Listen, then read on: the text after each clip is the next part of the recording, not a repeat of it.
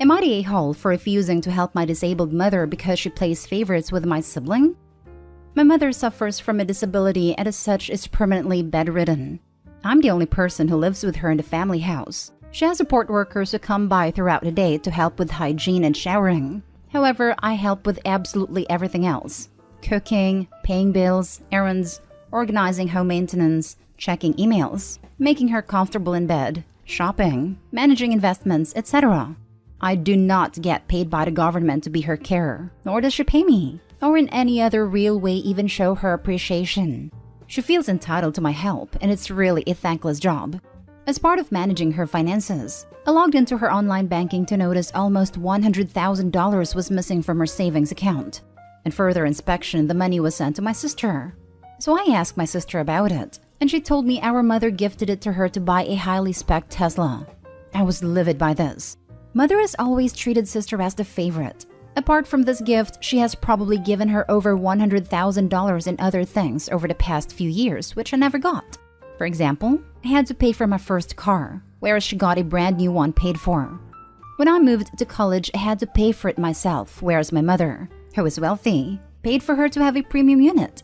I burst into my mother's room, going on about how I'm sick of the favoritism, how unfair it is because children should be treated equally, and how she has never known appreciation for the sacrifices I made to be her de facto carer. For example, I can't leave the house overnight, which rules out all holidays, for example. And it's been like this for 5 years since my father died. Initially, I asked if she had any intention of giving me $100,000 to make up for it, and she said no. During our 30-minute argument, she never directly answered how it was fair, instead asking questions like, "Do you feel like you've missed out?" among other questions. It reached boiling point and she ultimately said, "It's my money and I'll spend it on whatever I want." I said, "Fine, I won't be helping you at all anymore." I have now ignored all of my mother's texts for help over the past 2 weeks. I've heard from my sister she's now looking at full-time residential care due to my lack of assistance, which people in my country do as a very last resort as the residents are neglected, fed poorly, and there's no sense of it being your home. Am I the a-hole? Now for the top comments. Not the a-hole. Let your sister step up for once. Tell mommy dearest that her golden child can care for her, because you sure as heck won't be. This is what I came to say. Let the golden child have her. She can drive over in her shiny new car. Right, I love how as soon as she stopped doing everything, the favorite one was like, put her in a crappy senior home. Stat. That's the one the mom chose. Not the a-hole. I think you should have just left without the big blowout. However, if she's intent in playing favorites to this degree, she has no one to blame but herself. She can spend her money how she likes, and you can live your life how you want. Take this opportunity and do that. Not the a-hole. I think you should have just left without the big blowout. It took the blowout for mom to finally admit there was no mistake, and Opie is seen as less than her sister. It was valuable. There's no longer any ambiguity. Opie doesn't have to worry there was some kind of misunderstanding on mom's part, or some kind of manipulation on sister's part. Both mom and sister are totally fine with Opie carrying all the burden without any of the thanks. She's right. It's her money and she can do what she wants with it. But it's your life, and that means you can do what you want with that. And you are in no way obligated to spend that life catering to the whim of a woman who treats you like her personal slave. Let your sister sort this one. See how long the sister sticks around when she realizes all your mom's money is being spent on cares rather than your sister. No, she can't. You can't rack up huge bills and force one daughter to do all the labor and then gift the other daughter huge amounts of money. Opie's owed money for all the unpaid labor. If the mom didn't have the money and this was done out of love, sure, but mom has the money and is refusing to pay her caretaker. Next story. Am I the a-hole for removing all of my fiancé's certificates from the wall after he took down my daughter's dog picture?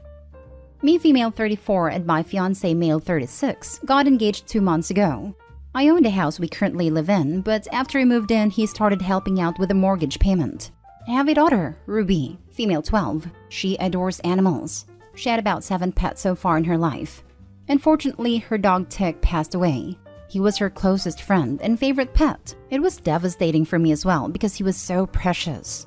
As a way to honor him, I've printed a middle-sized picture of him, Ruby's favorite, and put it in a frame and hanged the frame in the living room wall. Ruby was so happy with it, especially since she gets to see him smiling at her when she walks in. It gives her comfort. My fiancé saw it and got upset. He commented on how strange it was to have the dog's picture up on the wall and how much distraction it brings. I felt puzzled because we have all kinds of pictures that were hanging on that wall. He suggested we remove it, but I ignored him. One day, I got home and saw that he's taken it down. Ruby was in her room crying holding the picture. I asked what happened, and she told me that my fiancé took the picture off and told her she's not allowed to have it hung up there. I also told her to keep it in her room if she didn't want to lose it for good. I was shocked. I rushed out and immediately started taking down all the certificates he had on that wall. His doctorate, master's, and bachelor's degrees, and about 4 to 5 other certificates as well. All of them I took down and put it in the bedroom.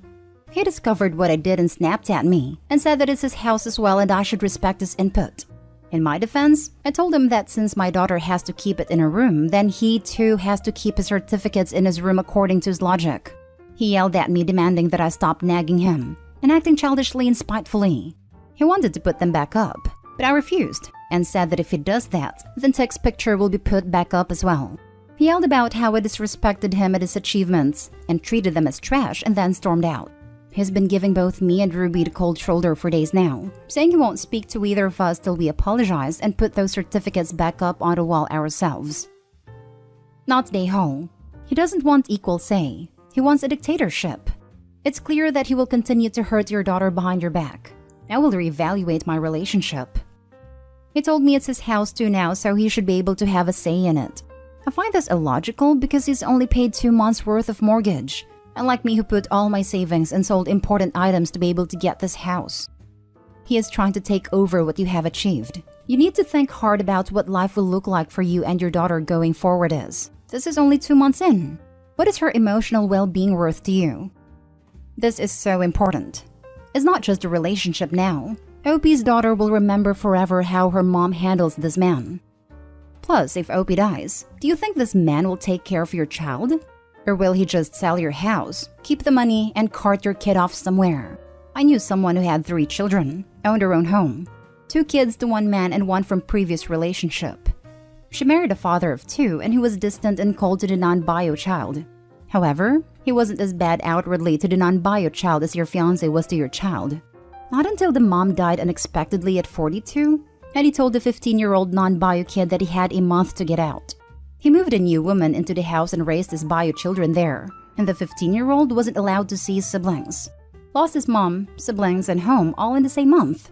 He lived with a maternal aunt on her sofa for a few years as she had no space for him. Not Day-Ho. He took a picture of your grieving child's dog, threatened her, told you that your house is also his, yelled at you, and demanded an apology. If you marry this abusive man, you and your daughter are going to have a miserable life. Exactly. He's shown her who he is. It's time she makes a decision and drops this miserable man out of her life. Opie, please hear this. There will be many days where you come home and find your daughter crying. Please don't put her or yourself through that. Also, please know your daughter will grow up. And remember that this man mattered more to you than she did, unless you show her that's not true.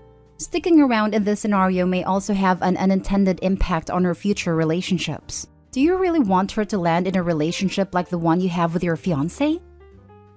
Next story is titled, Am I the a-hole for choosing to not get involved when my daughter threw away my wife's shampoo collection? I, 39, got married to my wife, Nellie, 36, months ago. I have to say that Nellie and my daughter, her stepdaughter, Megan, 16, never gotten along. They have lots of disagreements, had nothing in common, and it was obvious since the first day they met. But I didn't do anything about it, thinking they'd move past their differences and warm up to each other the longer they spent time together. I was wrong, because once we moved in together, the fights got worse.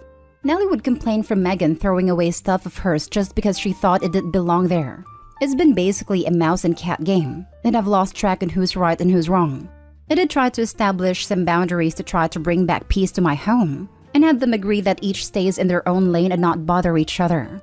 Nellie said that I was wrong to think that what Megan is doing is okay, but I told her to let it slide. Nellie has a special type of hair care products for her sensitive hair.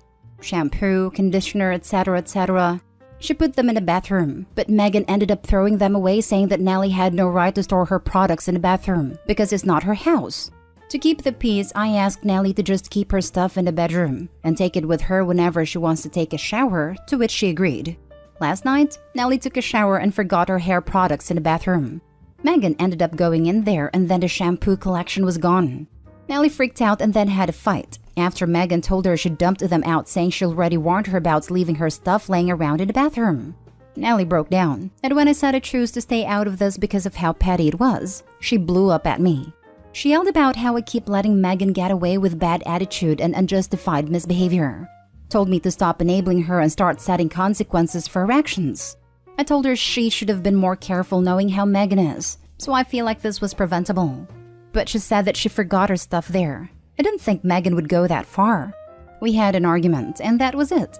Megan is acting nonchalant despite me talking to her, and Nellie went to stay with her parents, saying I need to step up and do something. Now for the top comments. You're the a-hole here, absolutely. She's your child. You should be acting like a parent. Why would you act like they should work it out when it's literally your house and your child? God, I hope she leaves him. You're the a-hole. Seriously, can you imagine having a partner like this? Not only does Opie have zero control over his awfully entitled bully of a daughter, but he refuses to even acknowledge that there's any sort of problem with her treatment of his wife. Opie is so the a-hole, it's unreal. Stuff like this is how some people get anxiety disorders. You're the a-hole. You need to grow some balls and step up. Your daughter is literally tormenting your wife and you're allowing it to happen.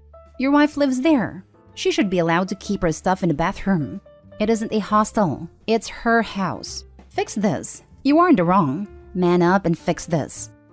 A hostel is a good comparison. I immediately thought of college dorm days and having to carry stuff back and forth in a little bucket. Lol. You're the a-hole. Prepare to be a divorcee. Yep. Opie is definitely the a-hole. Just wow. You are enabling and allowing your child to dominate the situation, act out, and get away with bad behavior. You're not just staying out of it. You're running away from your actual responsibilities. You're the a-hole big time. And also, grow a pair and deal with the situation in an appropriate manner. Bad behavior should have appropriate consequences. Edited to add, you told your wife she should take her products out of the bathroom and keep it in her room? Like, what? Is this a public restroom? Now for the last story. Am I the a-hole for telling my brother and sister-in-law it's good they can't have children? I'm 37 male, my wife is 38 female. We have 2 kids, aged 17 and 4. Neither were planned, but we are happy we have them both. Our 17-year-old has cerebral palsy and is in a wheelchair. He can dress himself, he talks. A bit hard to understand at first, but you can understand him fine if you put a little effort into it. He does great in school and is a great kid. My brother and his wife can't have kids. They have been through a lot of IVF and other treatments, but it hasn't been successful. I know they are both devastated about it, especially my sister-in-law. We were all at my mother's house for dinner the other night, and brother and sister-in-law were telling us about their last unsuccessful round of IVF and said that this might be it, and they probably won't try again. We all said we are sorry about that and that it must be awful. Later that evening, my mom was asking my 17-year-old about his plans for the future, etc. How is school going? Does he have a girlfriend? Does he like any girls, etc.? Typical grandma stuff, lol. My sister-in-law then said, "Can he even date?" to me. My son didn't hear it, and I looked at her and just said, "What?" She then said, "Well, he'll be on your care forever. Do you really want him to bring a woman into that?" I asked her to stop, but my brother said she's just asking a question. At that point, everyone heard us talking. Sister-in-law then said to me and my wife, "I didn't mean to offend you. It's just that a slow child might be too much work on their own, without dating and stuff." I loudly replied, "Our son is not slow, and you are way out of line here." She then said to me, "Relax, please. Jeez, I thought you had more patience since you were raising a retarded child." I lost it and said, "You know what? It's a good thing you can't have children, because you would have been a terrible mother." She broke down crying. My brother called me an a-hole. The headline had me at first, but nope. Not an a-hole. You clearly wasn't in the wrong at all. Harsh? Absolutely. But wrong? Nope. Yeah, I was on the fence until she dropped the R-bomb. Same. I could kind of excuse her initial question about dating, but to then start throwing insults? No. Not the a-hole. She hasn't even done any real research into cerebral palsy and thinks it's okay to just spout off things she doesn't understand. Maybe what you said was harsh in the moment, but she was being cruel and ableist in front of your child. I hate when people talk like the person they're talking about isn't there. I'd love to see the look on Opie's sister-in-law if she heard that my stepdad has cerebral palsy. Not only did he date, he raised me and is a computer programmer who used to work at Intel. Opie absolutely not the a-hole. If that's how she views your child, then she lacks the compassion and patience to be a parent. One of the managers at my old workplace has cerebral palsy. The only impairment he has compared to others is that he uses a wheelchair. Opie's sister-in-law is a massive a-hole. Imagine one of your nieces or nephews being disabled and doing literally no research into it.